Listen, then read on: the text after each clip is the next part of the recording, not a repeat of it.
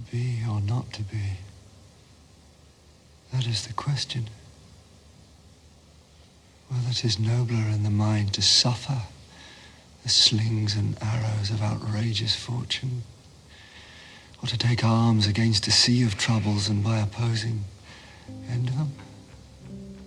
Do you know why Hamlet's such a big deal? It's not just because stuffy academics want to kiss Shakespeare on his mouth and make him the face of Western literature, but because this play changed Western literature. Shakespeare was a tricky dude who liked to mess around with genre convention and social norms. He used his plays to make people rethink how they thought about things without even realizing it. Hamlet is his most famous play because it completely changes the revenge tragedy genre, and in doing that, it created the first modern character. But people tend to overlook the third way that play pushes against literary conventions and the world. He makes you ask what women are meant to be, what denying agency does to a woman.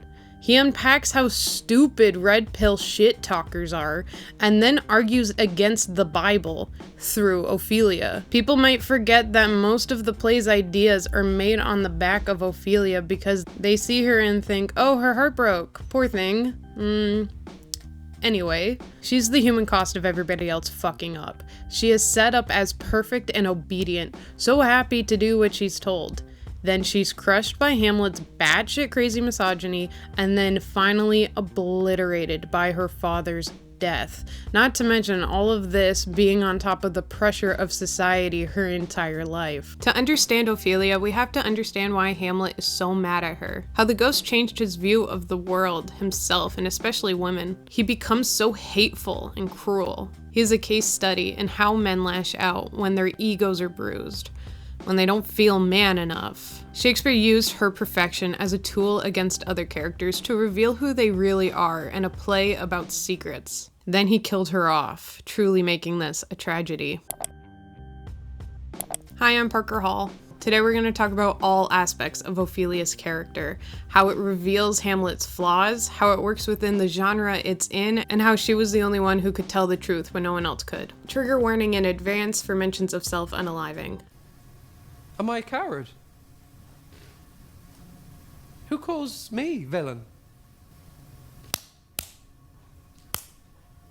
Breaks my pate across, tweaks me by the nose, gives me the lie in the throat as deepest to the lungs. Who does me this? Sure, I should take it, for it cannot be, but I am pigeon-livered and lack gall to make oppression bitter. So Hamlet is our tragic protagonist. He is given a mission at the beginning of the play and decides to do a bunch of side quests instead. We watch him mourn his dad, question the state of his soul, wish he didn't have to live, scream at women, and then get weirdly calm at the end.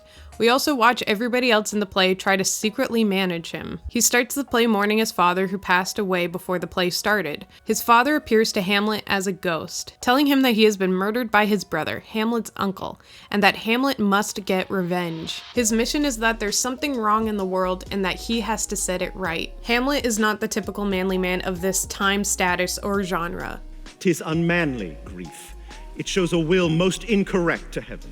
He's not a warrior prince who just plays by his own rules and doesn't let anyone tell him what to do and is so good at running into war. This is pointed out especially in the fact that this is a revenge tragedy, and the protagonists that have to get revenge are often soldiers, knights, kings, not twinks. Hamlet is a young college student home from school. He's probably in his mid to late 20s, maybe 30.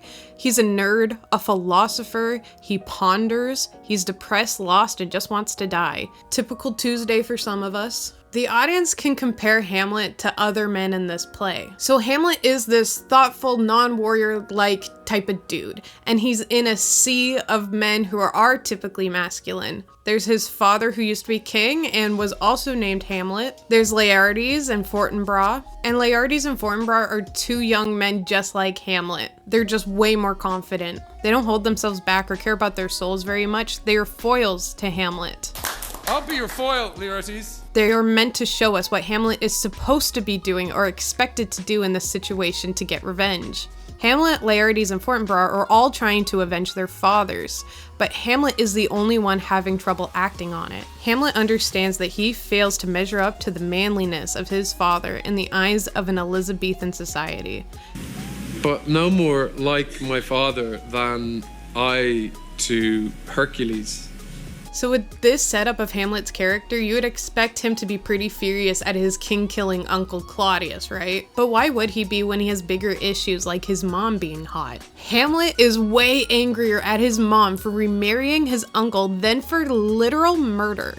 Gertrude, his mom, remarried her husband's brother, who also became king instead of Hamlet. Gertrude and Claudius are not blood related, there is no proof of cheating, but an Elizabethan audience would have seen it as incest and adultery. Fun. Hamlet hates her for acting against his godlike father, and because he can't get his mind off of her sexuality. Yikes. So why is he way more mad at his mom than a murderer? Well, it's classic projection. He feels emasculated by everything. The idealized image of his father, other characters telling him not to grieve, other characters telling him what to do in general, and especially by the ghost's message. The ghost giving him that message was telling him how to live out the rest of his life, which is something that happens to women. That I, the son of a dear father, murdered, prompted to my revenge by heaven and hell, must, like a whore, unpack my heart with words. Hamlet is under the pressure of society and under his father's legacy, and we will see that Ophelia is in a similar position later. Feeling like a woman makes him feel weak. Frailty.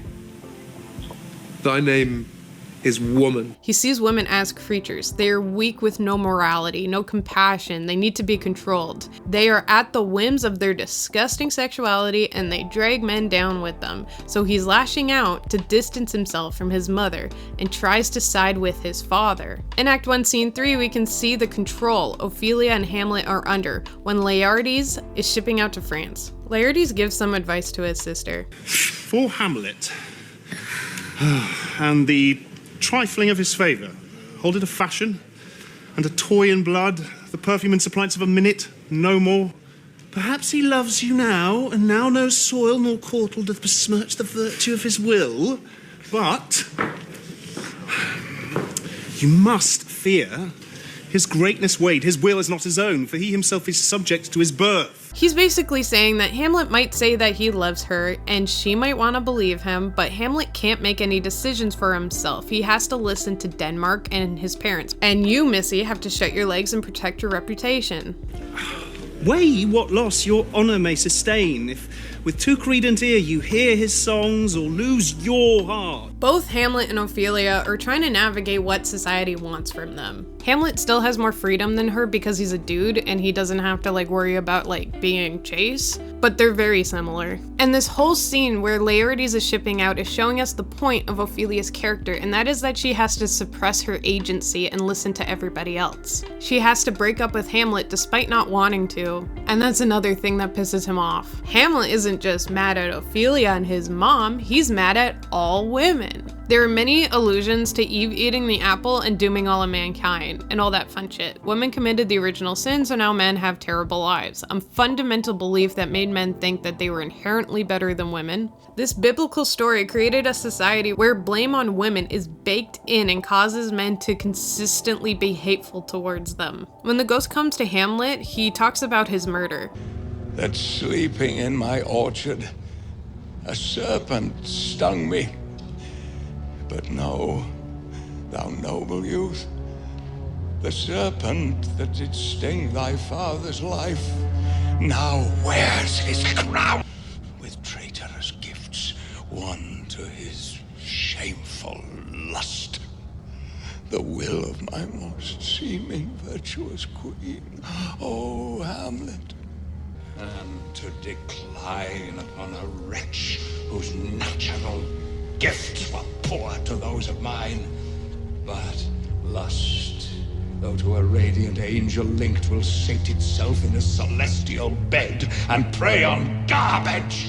He was sleeping in an orchard when his brother killed him. The orchard is peaceful and perfect. He was there when the kingdom was free from corruption, but then the orchard and the perfection of Denmark was ruined by the uncle, who's compared to a serpent in this monologue. The orchard is obviously a stand-in for the Garden of Eden. Even the ghost of the murdered guy doesn't blame the uncle for what happened. He compares Claudius to a serpent, but then blames his wife for everything that happened. He says that Gertrude seduced Claudius into doing this. All of Denmark was ruined because one lady couldn't keep it in her pants, apparently. Gertrude turned away from a perfect marriage, perfect man, perfect royalty to get with a guy who sucks, basically is what the ghost is saying. A woman fell to temptation, took the men with her, and now everyone is suffering. Shakespeare shows us Hamlet trying not to feel insecure, trying not to feel weak through yelling at women.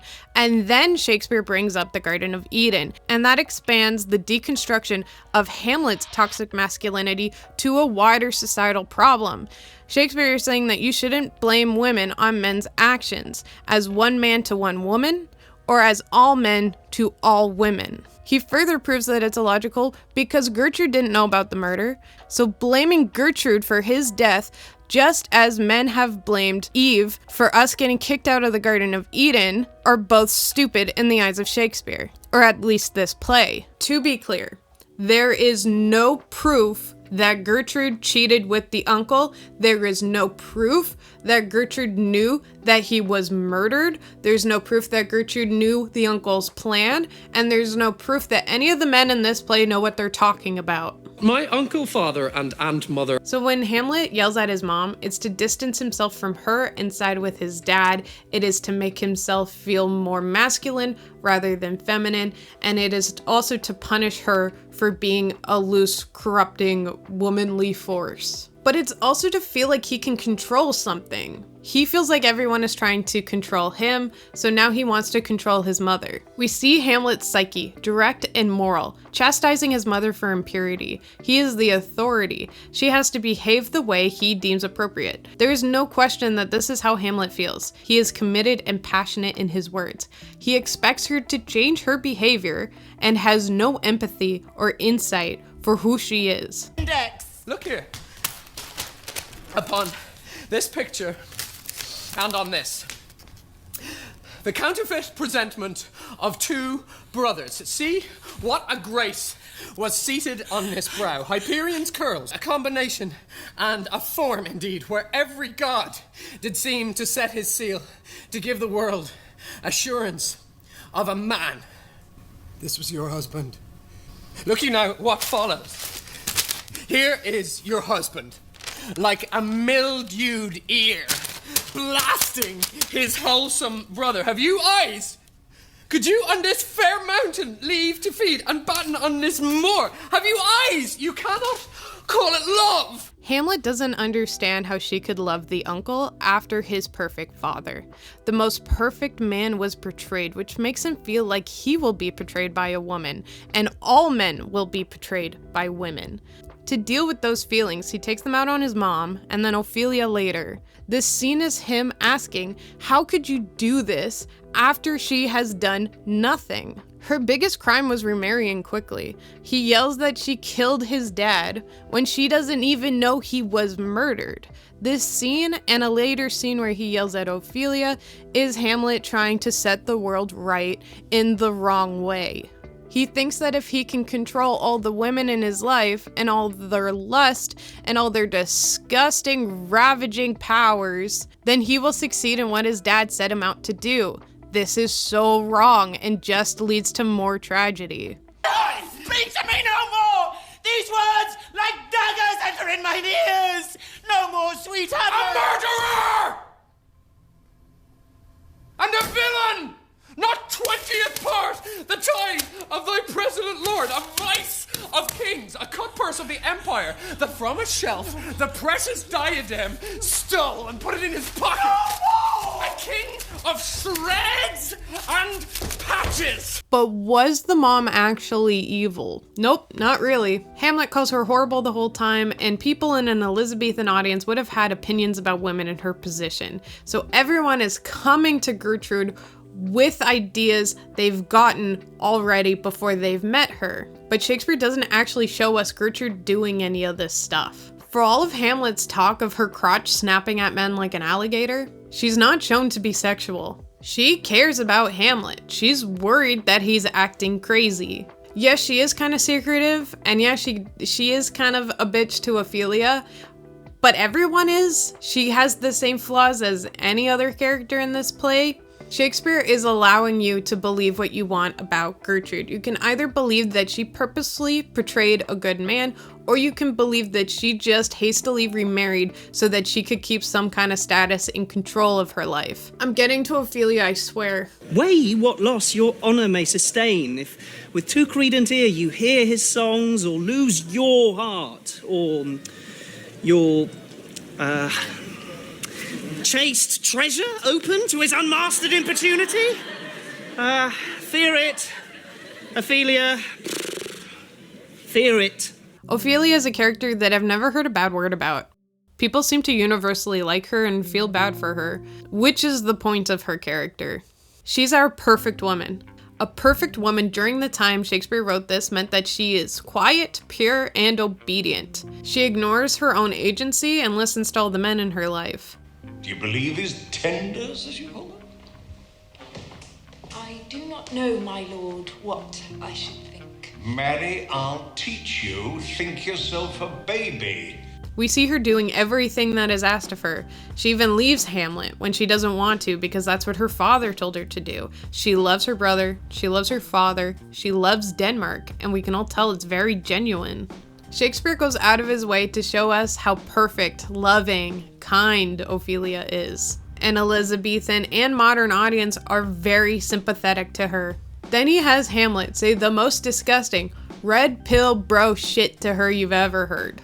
And that is to make Hamlet look unnecessarily cruel, make him look stupid for saying this to such a perfect woman. He's showing that toxic masculinity is pretty irrational and cringe. I want to break down his outburst to her in Act 3, Scene 1. So Gertrude, Claudius, and Polonius are all on stage and they're all talking about how Hamlet is so crazy now. Oh, what are we gonna do? They know that he's about to show up, so Polonius tells Ophelia to wander around where Hamlet will see her. And this is where Hamlet gives us his big to be or not to be speech. I'm gonna break down the to be or not to be soliloquy because I think it affects what he says to Ophelia after. I'm gonna try to put as much of it as I can in this video without getting copyright struck because it is beautiful. It's a beautiful speech and it is kind of cool to watch him go from to be or not to be and see how he unravels himself. To be or not to be? That is the question. Whether it is nobler in the mind to suffer the slings and arrows of outrageous fortune, or to take arms against a sea of troubles and by opposing end them. To die. To sleep. No more. And by sleep to say we end the heartache and the 1,000 natural shocks that flesh is heir to. 'Tis a consummation devoutly to be wished. To die.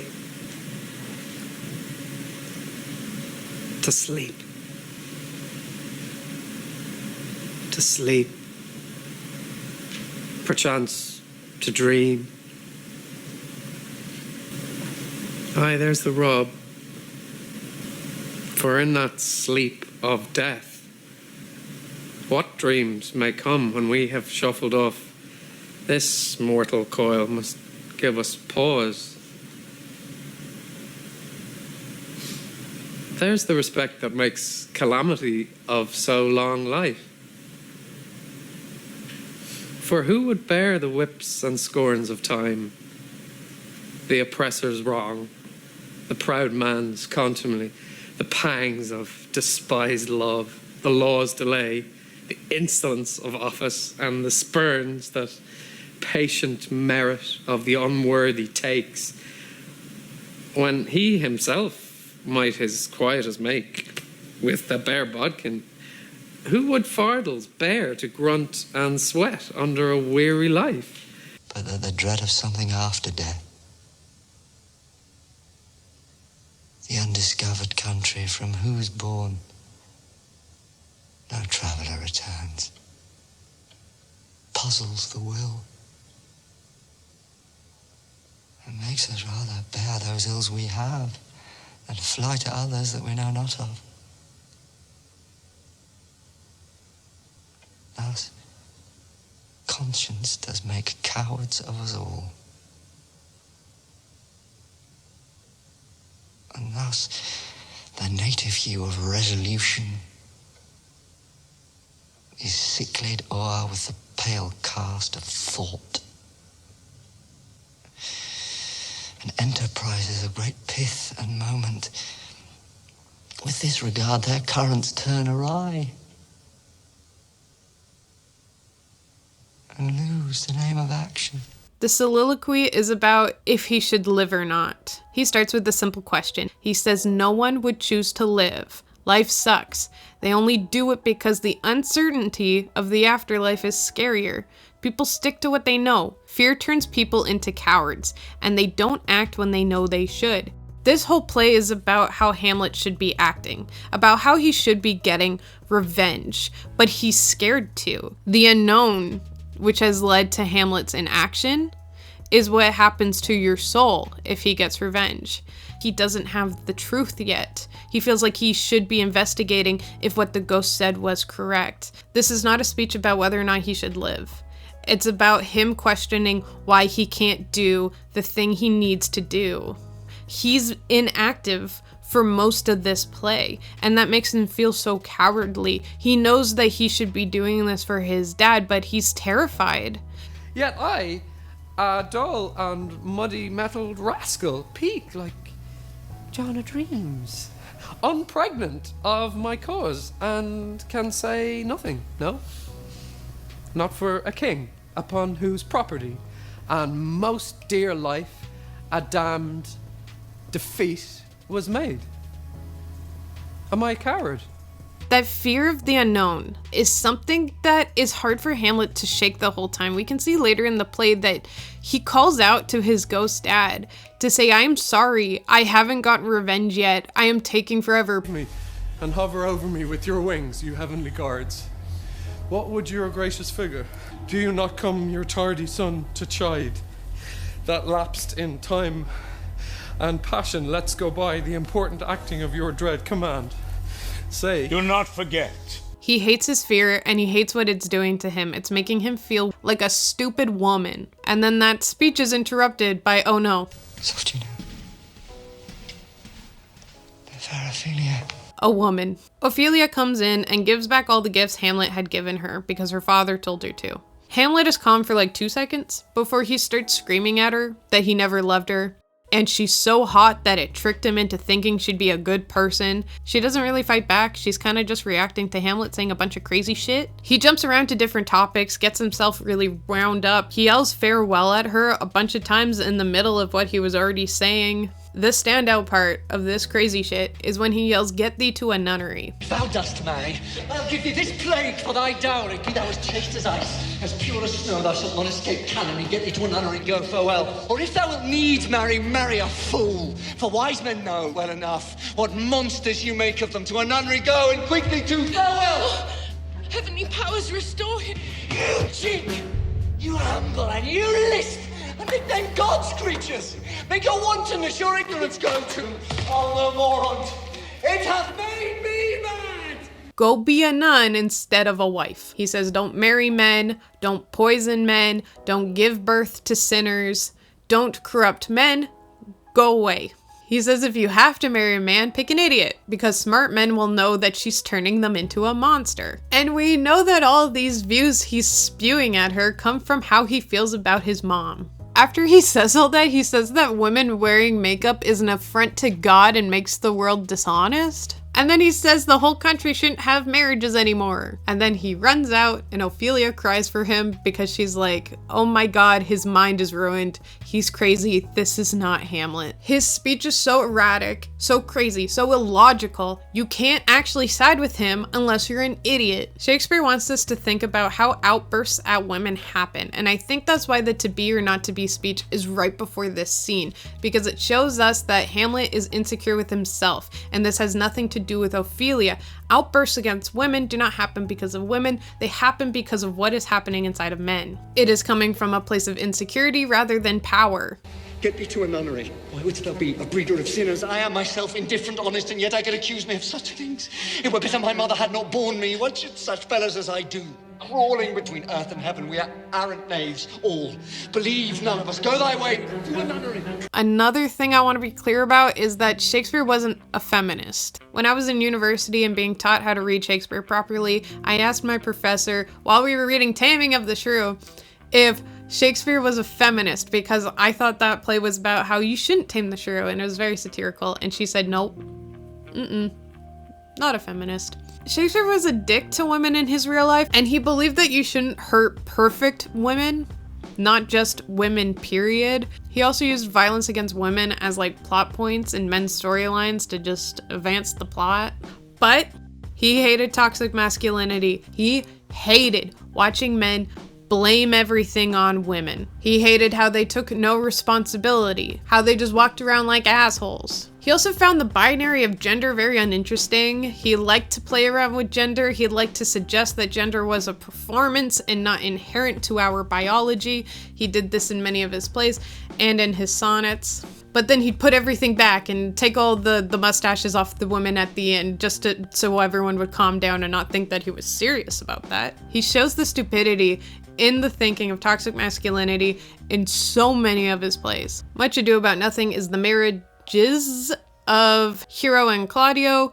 Their first wedding, Claudio wrongly thinks Hero had cheated on him, so he humiliates her at the altar. Then she fakes her death and makes him feel real bad. He, a grown-ass man, learns that his words can hurt other people. His friend Benedict sides with the girls over his friend and helps put everything back together in the end. Romeo has to make a decision about what kind of man he wants to be. Will he side with his father and carry on the violent family feud, or will he change his name and define himself by Juliet's love and become a different man? He says he will be Juliet's man, but then he fights Tybalt, which distances himself from Juliet and leads him to the tragic ending. Othello is similar to Hamlet in that the protagonist has the perfect woman and turns on her because of a bruised ego. Iago tricks Othello into believing that Desdemona cheated on him, and to do that he had to change Othello's entire way of thinking. Othello loses everything because of Iago and Iago's jealousy. And also because he didn't just talk to his freaking wife. Othello is shown to be illogical because the timeline of the play is pretty freaking clear that it's impossible for her to have cheated in that amount of time. Shakespeare knew the world would not find proper harmony if the qualities of women and men did not come into balance. Going back to the mom, because Shakespeare doesn't show us that she actually planned anything with the uncle, it shows Hamlet being super illogical, and it shows that his hatred that he gets from his mom is even extra illogical, projected onto the perfect woman that is Ophelia. Shakespeare destroys Ophelia to make a point against Hamlet. But it's also to show us what Hamlet's missing out on. He could have had the perfect woman. This is why Shakespeare's not a feminist. He could have been rewarded with a perfect woman. He could have had the woman that would have never turned against him, who wasn't a corrupting force, who wasn't all of these things he believed, but because he believed these so much, and because his ego got in the way, he lost the woman that he wanted, or that anyone would have wanted. I don't say any of this to imply that Ophelia met her fate because of a broken heart or Hamlet's rejection. That's kind of a fraction of her story. She's still sane after Hamlet's rejection. Her mind breaks from a combination of Hamlet, her father's death, and societal pressures. We'll get into the second two later. Shakespeare using her to prove Hamlet wrong is just a piece in her character.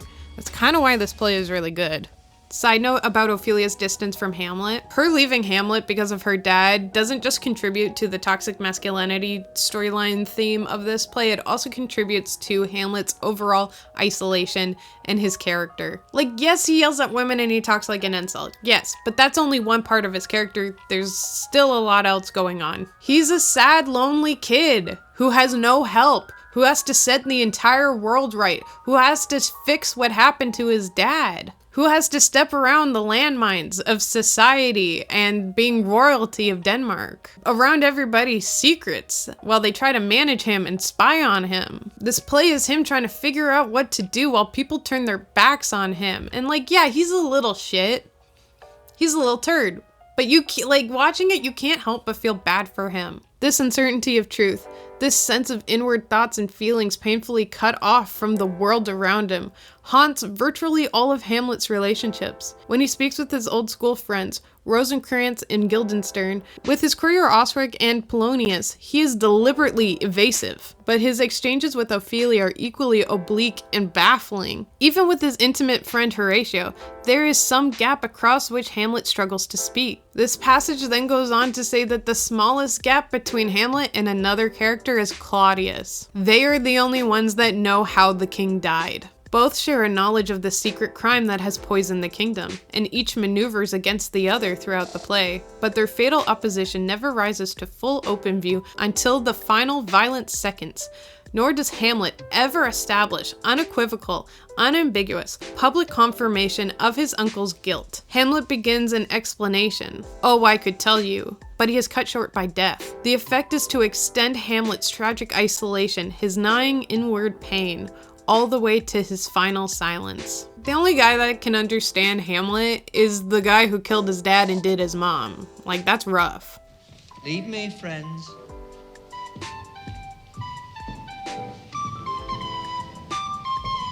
I don't want to get too much into Hamlet's character outside of Ophelia in this video because that's a whole other video, but I needed to mention that.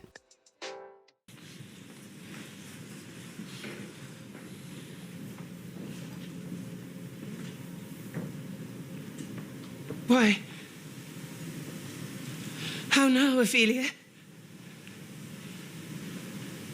How should I your true love know from another one? Hamlet is a revenge tragedy, and I want to look at how Ophelia fits inside that genre. A lot of the rules around tragedies came from Aristotle's Poetics, written around 330 BCE. So in it, Aristotle talks about what tragedies are, what they're supposed to do, and how to write effective ones. Aristotle wrote way before Shakespeare, but Renaissance people frickin' love the ancient Greeks. He writes about how to invoke pity and sadness in an audience during a tragedy. You start with a guy who's pretty average in morality. He's not great, he's not bad. And then you show how his choices and his fatal flaw ruin everybody's life. You watch his soul get corrupted over the duration of the play, and during that corruption, innocent people around him get hurt. And Ophelia is our innocence that gets hurt during Hamlet. Revenge tragedies often magnify the death and gore and cruelty of a normal tragedy. Hamlet tones that down. Suit the action to the word to the action, with this special observance that you o'erstep not the modesty of nature. For anything so overdone is from the purpose of playing, whose end, both at the first and last, was and is to hold, as 'twere, the mirror up to nature. It's very different from Shakespeare's other revenge tragedy, Titus Andronicus, where he purposefully turned up the volume on all the nasty shit. So much so that people don't think that he actually wrote Titus Andronicus. Whatever. But basically, the genre is purposefully disgusting to point out that revenge is never worth it, it's not in your control, you will leave a trail of blood behind you no matter what you do. And that's also why Hamlet questions his soul within this play, because these plays are about how your soul will never stay intact once you get revenge. The guy who wants revenge always just wants to kill one person, but they end up with a pile of bodies behind them, and often their own families are in that pile.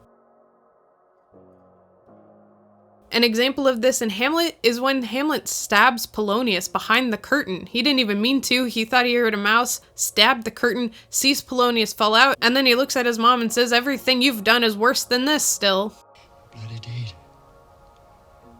Almost as bad, good mother, as kill a king and marry with his brother. Hamlet goes against the rules of a revenge tragedy a lot, while also keeping the core values of a tragedy. It actually changed the entire genre and created the first modern character, but that, again, is another video. Hamlet's revenge and temper are out of control, and it causes Ophelia to lose everything. Her brother goes to France and doesn't get back until after her dad dies.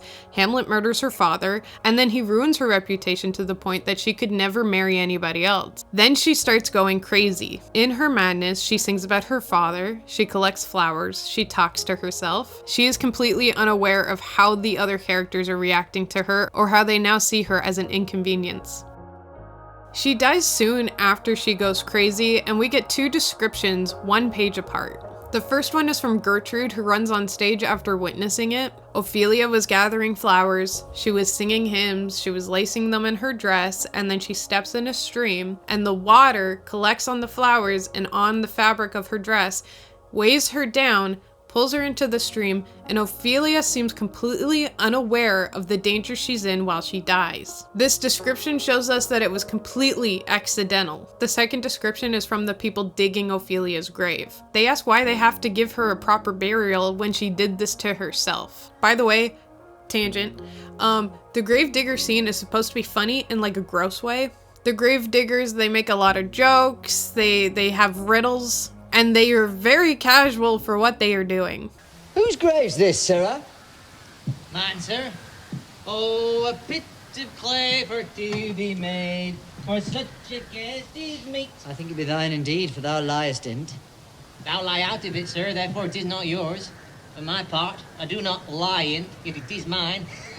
There's skulls all around them because apparently back then when you dug a grave, sometimes you would have to just find a body and kind of throw it away and just make room for a new one. One of those skulls is Uric. You know, Uric. Hamlet and the gravediggers point out that you can't really tell who's who. One skull could have been a lawyer, one could have been a jester, one could have been a shitbag, one could have been rich. You have no idea. The point is to show us that all these worries about life, all these ambitions, everything that you think matters, we're all going to end up as a skull on the ground. It's kind of just laughing at Hamlet a little bit. It's making fun of the struggling through life kind of thing. Where's Polonius? At supper. At supper? Where? Not where he eats, but where he's eaten. A certain convocation of politic worms are at him. Your worm is your only emperor for diet. We fat all creatures else to fat us, and we fat ourselves for maggots.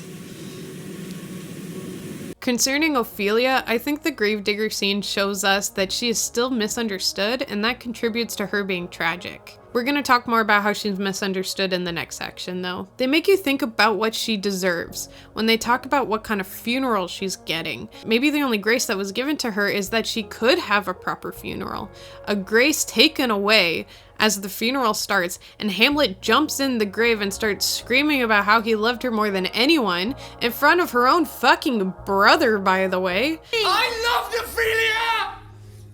40,000 brothers could not with all their quantity of love make up my sum. What wilt thou do, huh? Me taking every opportunity to pull focus. It could be that he feels like he didn't mourn his dad properly and now this is like just added grief, just compounded. Or this could be a competition with Laertes, who is actually grieving. Whatever reason you think Hamlet has for this, it's just uncomfortable to watch. Dost thou come here to whine? To outface me with leaping in her grave? Be buried quick with her and so This specific way she died does say a lot about her, and I do think Gertrude's account was correct. The flowers can represent her femininity that caused her to drown. She had no agency to get out of the stream or protect herself. She's an Elizabethan woman who can't marry and doesn't have a father to own her. She has no man to tell her what to do, so she may as well be dead. It's a death where people can put all the blame on her and not what led up to it. Her death was the image of the perfect woman, and it killed her. Loaded with sweet flowers, which bewept to the grave, did not go with true love showers. How do you, pretty lady? Well, God ill do. They say the owl was a baker's daughter. Oh,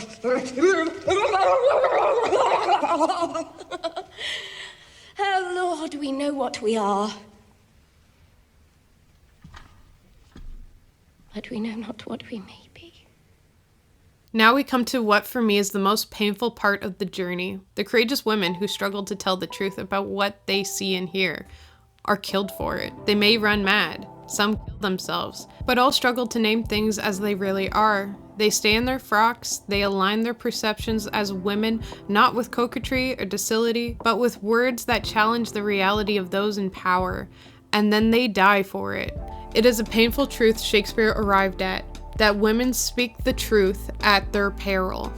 Ophelia sees through people in a play about undermining and secrecy, and we don't know she could do that until her last scene. We don't know much about Ophelia's inner life until she goes crazy. She doesn't talk about her thoughts unless it's to say that Hamlet's a bummer. Most of what she says is just agreeing to what order she gets from a man. Break up with Hamlet, go stand over there so we can spy on you. Don't be a slut, you virgin. Be a nun, you makeup wearing slut. Now go stand over there so we can spy on you. Ophelia is the pawn in the middle of the power struggle between her lover, her father, and the king. So we've already talked about how Hamlet feels like a woman, feels like Ophelia because he has to listen to people's rules for him. We saw how it made him insecure because men aren't supposed to be treated like that. They're supposed to be individuals and not be told what to do. But women aren't because women love it, right? They need to be told what to do. And Ophelia lived up to what people thought women with no agency would be like. She was happy to do it for her father. She saw following rules as a benefit to everybody,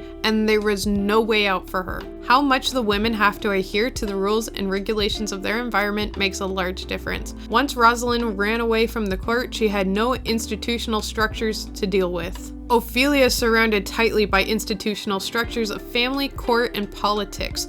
Only by going mad can she get out of it all. When she's crazy, she sings about her dad being dead. That was a secret from everyone. After Hamlet killed Polonius, Claudius secretly buried him and told no one he was dead. No one was supposed to find that out. This is the poison of deep grief.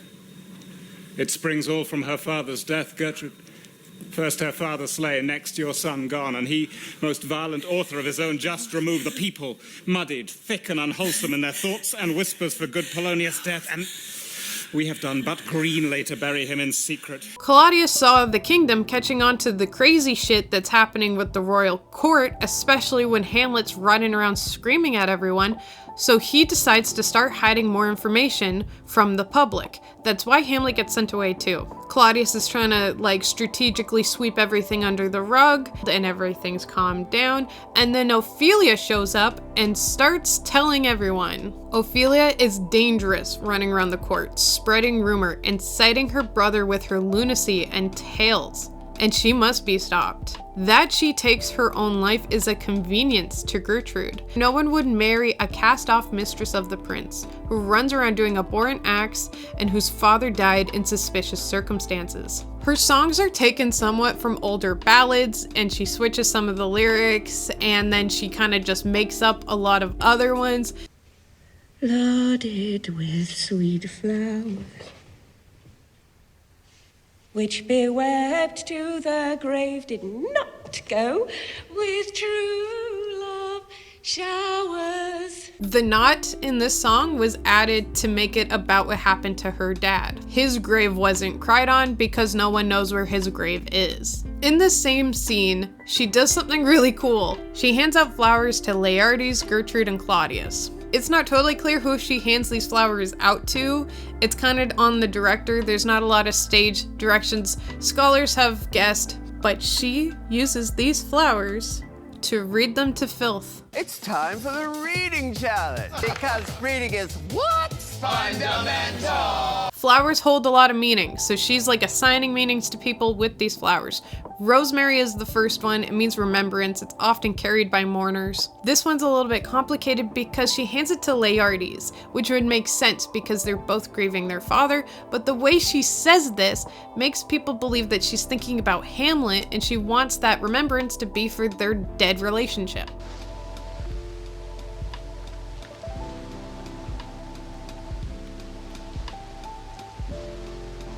Pray, you love. Remember? Pansies are for thoughtfulness and faithfulness, which she also gives to Laertes. These ones probably are meant specifically for Laertes. Fennel and columbines, they mean adultery, and she gives them to Claudius and Gertrude. Trinity Taylor, I once told you that you're so beautiful inside and out. I lied, you ugly stripper. Rue means bitterness and repentance, and she gives it to Gertrude and then says, I'll keep some for myself too. And here's some for me. Oh, you must wear your rule with a difference. Daisies mean like disguised seductiveness and also a loss of innocence. And then she says, I would like to give you all violets, but they died the day my father did. They mean faithfulness and modesty. So when she says, I want to give these to you guys, but I can't, it means that she doesn't think that not only do these people, but the entire court that they are ruling over does not deserve these flowers. She doesn't believe that these people have any redeeming qualities anymore after what they did to her dad. No, he is dead. He never will come again. Ophelia said fuck it. She said, I don't give a shit about all the societal rules. I don't care about tiptoeing around shit. I don't care about all these secrets you guys are keeping. I'm gonna just start talking. I don't give a shit about the silent little stupid game of chess you guys got going on. You guys suck. And then Gertrude watches her drown and doesn't try to save her. Yeah, Gertrude's kind of a bitch. The men would have too, like, come on. What's fun about Ophelia getting the truth is that that's what Hamlet's been trying to do this entire time. But she gets there faster than him. Her having to go crazy to do this is Shakespeare showing how much pressure is put on women. What suppressing agency does to a woman. How it's not natural for them to be suppressed. How insightful they can be when they're not suppressed. Okay, one more general note about Ophelia before I wrap up. We should have known that Ophelia was going to be so sick and tired of societal rules and be very insightful because Hamlet was. I will explain. If you've read or watched any Shakespeare that focuses on a couple, you will see one thing is the same between all of those plays. There's one thing that every Shakespeare couple has in common, and that is that they are equally matched in intelligence and spirit. Eye for a turtle as he takes the buzzard. Come, you wasp in faith, you are too angry. If I be waspish, best beware my sting. My remedy is then to pluck it out. I, if the fool could find it where it lies. Who knows not where a wasp does wear his sting? In his tail. In his tongue. Whose tongue? Yours.